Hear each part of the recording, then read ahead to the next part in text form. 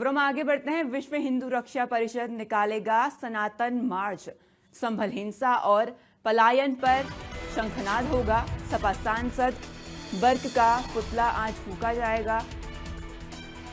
गोमती नगर से सुबह 11:30 बजे मार्च रवाना। हिंदू परिवारों को वापस लाने का लक्ष्य इसके दौरान रखा गया है। तो हिंदू परिवारों को यहां वापस लाने का लक्ष्य रखा गया है। इस वक्त की बड़ी और अहम जानकारी आप तक पहुंचा रहे हैं लखनऊ से खबर, जहां वीएचआरपी सनातन मार्च निकालने जा रहा है। तो सनातन मार्च संभल हिंसा और पलायन पर शंखनाद यहां पर किया जाएगा।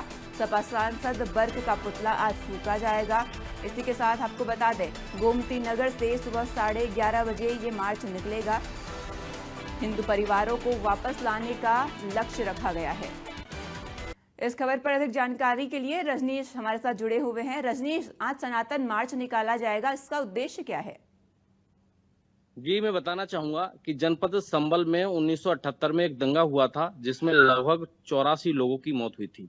लेकिन उस समय की क्या परिस्थितियां रहीं, सरकारों के पास क्या मजबूरी रही कि उसकी जांच नहीं हो पाई और लोगों को न्याय नहीं मिल पाया। जब संभल जनपद में 2024 में जब दंगा हुआ, उसके बाद जो एमएलसी थे चंद्र शर्मा जी, उन्होंने विधान परिषद में यह मुद्दा उठाया था कि जनपद संभल में जो लोग 184 लोग जो निर्मम तरीके से मारे गए, उन लोगों को न्याय नहीं मिला, उसकी जांच पुनः की जाए। उसकी जांच हुई, लेकिन जांच होने के बाद में जो रिटायर्ड जज थे देवेश अरोड़ा जी, उनको इसका समिति का अध्यक्ष बनाया गया था। उन्होंने कल यह रिपोर्ट वहां पर सौंप दी।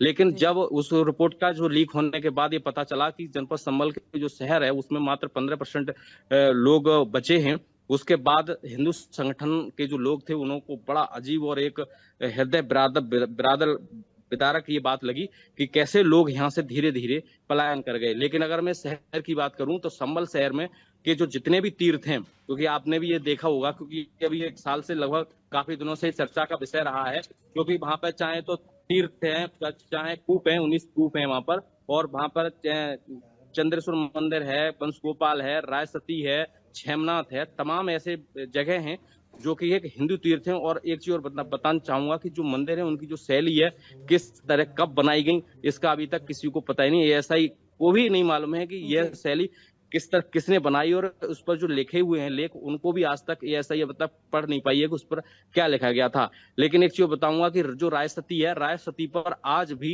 हिंदू समुदाय के लोग हैं अपने बच्चों के मुंडन कराने जाते हैं। लेकिन राय सती जो तीर्थ है उसके चारों तरफा कभी हिंदू आबादी हुआ करती थी, लेकिन आज वहां पर बिल्कुल शून्य हो गई है। अभी दीपा सराया, वहां पर भी आपने देखा होगा पीछे कि 46 साल बाद एक मंदिर का खोजा गया था, उसको भी खोल दिया गया है। लेकिन कभी वहां पर हिंदू कम्युनिटी के पूरा आबादी, क्योंकि हिंदू आबादी होगी तभी वहां पर मंदिर होगा, लेकिन वहां पर अब आबादी बिल्कुल शून्य हो गई है। हातिम सराय की अगर बात करें तो हातिम सराय में भी बहुत सारे हिंदू कम्युनिटी के लोग रहते थे, लेकिन आज मात्र वहां पर 5% ही लोग वहां पर बचे हैं। इस तरह से अगर हम तीर्थों की बात करें, जनपद संभल में जितने भी तीर्थ हैं सब हिंदू तीर्थ हैं। अगर उन तीर्थों के आसपास की बात करें तो वहां पे हिंदू कम्युनिटी के लोग बिल्कुल मात्र घट करके 5% या बिल्कुल ही खत्म हो गए हैं। लेकिन अब वहां पर हिंदू कम्युनिटी के लोगों का कब्जा है।